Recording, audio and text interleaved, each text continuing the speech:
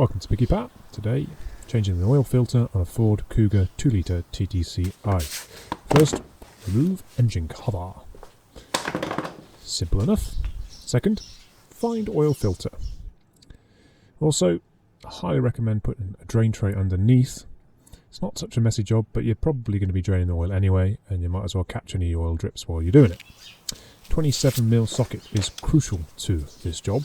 It's not the front there, the fuel filter, it's the oil filter all the way down there, so you'll want an extension too. To help things a little bit and not break anything, remove the plug there. No point telling you what it is, just remove that plug gently with a screwdriver. So pull the clip back and remove the electrical plug.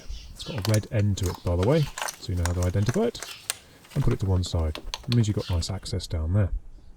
There it is. That weird shaped thing. Slide your extension and your socket down through the gap you've just made and seat it firmly on the top of the oil filter housing. Get a ratchet, undo it, lefty loosey, righty tighty. They shouldn't be too tight, but you know, you're not expected to struggle with that. It is just a plastic housing, so let's hope someone didn't just ugger it down. Until it stops coming undone, keep turning, and once it has, remove the socket, get your hand down there, left hand probably easier, and finish off the threads and then try and flip it upside down as quickly as possible. There is going to be some oil draining out of it, so you can lift it up, give it a shake, but then give it a little twist, turn it upside down, and then remove it from the engine bay. I'm sorry I couldn't show you any closer to this. It's a bit of a compact area to work with both hands. I'm trying to minimise the amount of mess you're dropping on the floor basically. So if you don't care about that, well, just pull it out. But if you do care about that, like me, then flip it upside down and then wiggle it through past the pipework. And there you have it. So it was the other way up. Like that. And then we flipped it the other way up. And then it stops it dripping everywhere. To the bench. Okay. Pull the oil filter out with your hands or a screwdriver. Get some brake clean and a rag.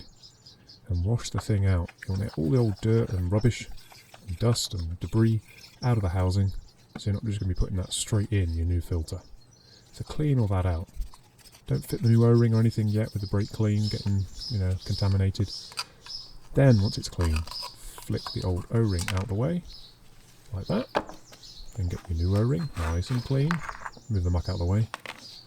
Deal with that later. Get a nice new O-ring, nice and clean. And pop that back on the oil filter housing. Make sure it sits nice and cleanly in the groove. In the groove. And then you're going to put a little bit of fresh oil on that O-ring before you fit it on the car.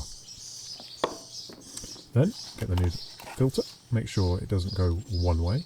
These happen to go either way. And give it a good thump in. Then, fight it back in. Wiggle it past all the pipework.